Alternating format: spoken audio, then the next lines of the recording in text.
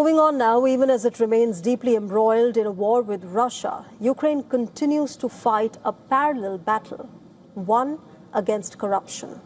A new report submitted to the U.S. Congress reveals that American authorities are now investigating dozens of suspected cases involving fraud, corruption, and the possible diversion of military aid, which is meant for Kiev's war effort.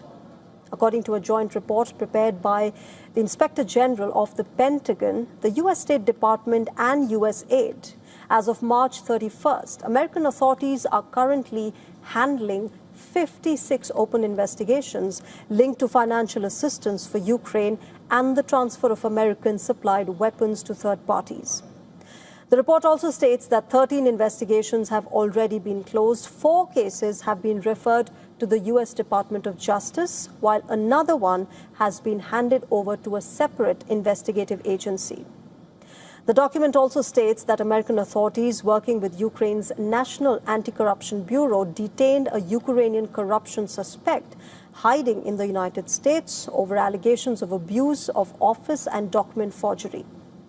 U.S. immigration authorities also detained 3 Ukrainian citizens wanted on criminal charges back in Ukraine.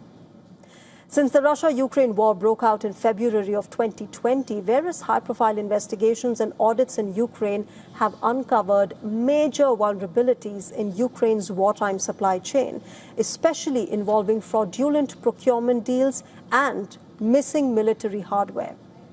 In January 2024, a Pentagon watchdog audit found that the U.S. failed to properly track more than $1 billion worth of advanced weapons sent to Ukraine. Inspectors reportedly could not verify the movement of nearly 10,000 Javelin anti-tank missiles, 2,500 Stinger missiles, and other sensitive equipment moving through Poland toward the battlefield. Around the same time, Ukraine's security service also uncovered an alleged $40 million embezzlement plot involving former and current defense officials, along with a private arms company. Authorities say the money was allocated for the purchase of 100,000 mortar shells, but the funds allegedly vanished into offshore accounts while no ammunition reached frontline troops. And at the start of this year, Ukraine's State Bureau of Investigation dismantled a criminal ring accused of scamming the military out of nearly $63 million.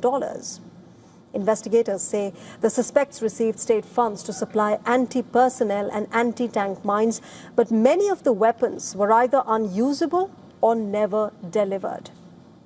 The Pentagon report on weapons supplies also comes at a time when Ukraine is currently facing critical shortages of advanced air defense missiles and radar systems. In fact, corruption is such a major issue that it is impacting the country both domestically as well as internationally.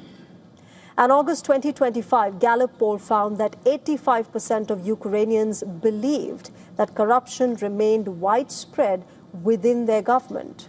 While ongoing corruption and governance issues have been frequently cited by European Union leaders as major hurdles against Kiev's membership bid into the European Union.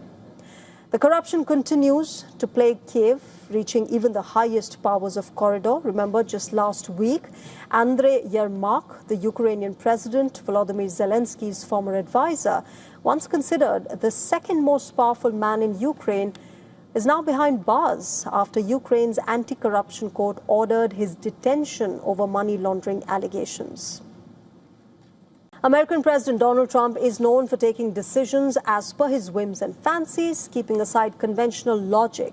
For instance, have you heard of a head of state settling a personal lawsuit with his own government in exchange for creating a fund for his supporters? Well, such a scenario is raising eyebrows now. Earlier in January, Trump and his sons sued the Internal Revenue Service, which is America's federal tax agency, after his and his company's tax records were leaked in 2019 and 2020. They demanded $10 million in damages, citing a dent to their reputation. But here comes the surprise. Donald Trump and his sons agreed to drop the charges. In return, his administration agreed to create the Anti-Weaponization Fund. Now, as per the U.S. Department for Justice, this fund provides a formal process for people and entities who claim to have been unfairly targeted by the government for political, ideological, or personal reasons. With a corpus of $1.7 billion US, this fund will be overseen by a 5-member commission appointed by Attorney General Todd Blanche. This is not at all. It doesn't end here. Remember, Donald Trump's shadow will loom large as he will have the power to remove the members. This commission can issue monetary rewards as well as a formal apology to claimants. Now, the move has triggered a political firestorm expectedly. Democrats dubbed this as a slush fund, which will be unjustly used to enrich Trump supporters with taxpayers' money. This may include nearly 1,600 people who've been accused of being involved in the 2021 attack on the U.S. Capitol. 93 Democrats in the U.S. House of Representatives have now moved the court, urging this to be rejected in the settlement. Because his original claim was utterly bogus and vacuous. They shouldn't be settling for anything because there's no validity to his underlying cause of action. So really the report should be Donald Trump is setting up a $1.7 billion political slush fund for the Proud Boys and the Oath Keepers and his other political lieutenants and hangers-on.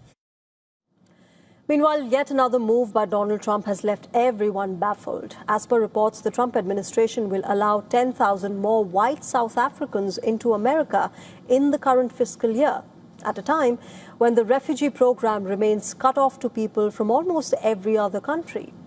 Last year, remember, he restricted the number of refugees for the fiscal year 2026 to 7,500. Most of these slots were reserved for Afrikaners, a group of white South Africans descended mainly from Dutch settlers. Now remember, South Africa remains America's largest trading partner in Africa, justifying its move, raising the refugee ceiling to 17,500 now. The U.S. State Department reportedly told the U.S. Congress that unforeseen developments in South Africa have created an emergency refugee situation.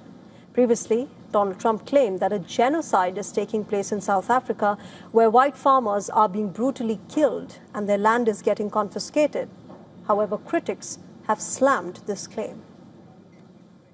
Even Afrikaners are just being used as pawns in this racist policy of the Trump administration.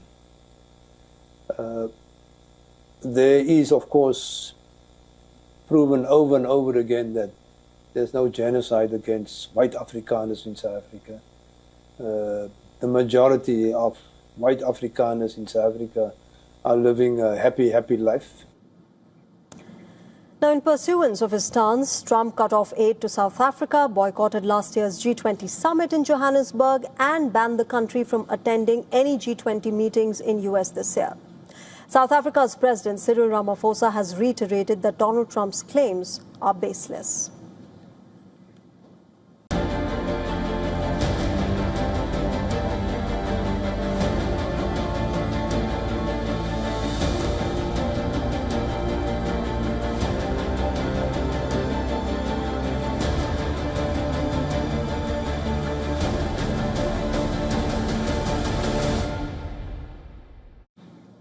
Tensions between Ottawa and Washington continue to escalate in a major blow to the long-standing US-Canada security partnership. The United States has suspended its participation in a joint defense board that dates back to World War II. Washington has accused Canada of failing to meet its defense obligations, deepening a growing rift between the two neighbors under US President Donald Trump's second term. The Pentagon has announced that the United States will pause its role in the Permanent Joint Board on Defense, bilateral security body that was created in 1940. The U.S. Undersecretary for Defense, Elbridge Colby, said that the move would help Washington reassess whether the forum continues further to serve American interests. He also claimed that Canada has failed to make, quote, credible progress on its defense commitments. Now, Canada's Defense Minister, David McGuinty, reportedly told local media that Canada will, quote, work with trusted partners who are ready to work with the country. The board helped build North America's defense structure. During World War II and the Cold War, it also played a key role in developing NORAD, which is the joint US-Canada Aerospace Defense Command, designed to detect possible enemy attacks during the Cold War era. The board also helped establish early warning systems for defense using radar stations across North America. Now, the announcement comes as relations between the two allies continue to worsen. Trump has repeatedly accused Canada of relying too heavily on American military power, while also targeting Ottawa over trade, border security, and drug trafficking. The American president, remember, has also suggested in the past that Canada could avoid such penalties by ceding its sovereignty and becoming America's 51st state. At the same time, Canadian Prime Minister Mark Carney has pushed for reducing Canada's economic and military dependence on the United States. The diplomatic friction also coincides with Canada reviewing its deal to purchase F-35 fighter jets from the United States over cost and maintenance concerns. Moving on, thousands of troops in action, nuclear-capable missiles activated, strategic bombers in the air. Russia has launched sweeping nuclear exercises across multiple regions as Europe confronts rising anxiety over missiles, deterrence, and military preparedness. And as the drills unfold, Vladimir Putin has now arrived in China, deepening strategic coordination with Xi Jinping.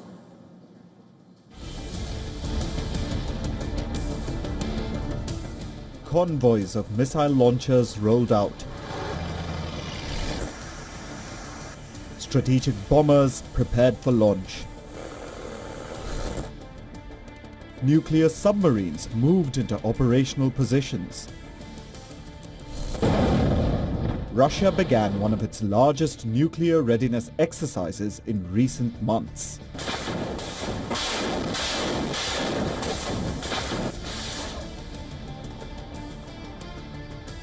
According to Russian officials, the exercises, involving 64,000 people and 7,800 pieces of military equipment, will rehearse the preparation and use of nuclear forces in the event of aggression. Moscow says that 140 aircraft, over 200 missile launchers, which will involve cruise and ballistic missiles, will be part of the drills. 73 surface ships and 13 submarines, including 8 strategic nuclear submarines, will be involved in the massive military exercise.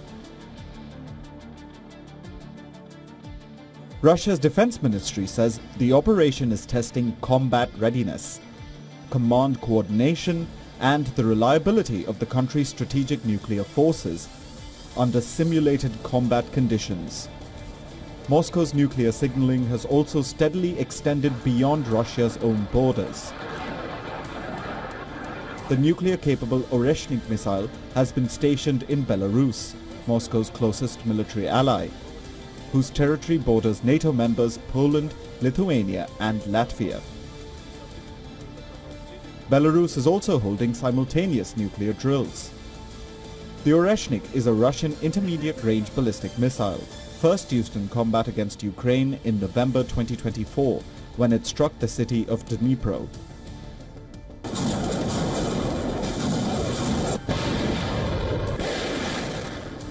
Ukraine's President Volodymyr Zelensky has ordered his troops to reinforce Ukraine's northern borders, accusing Moscow of preparing new attacks from its ally Belarus.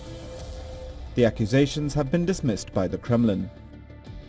The drills are unfolding with heightened urgency as Moscow faces growing aerial attacks from Ukraine, targeting its military infrastructure and oil refineries.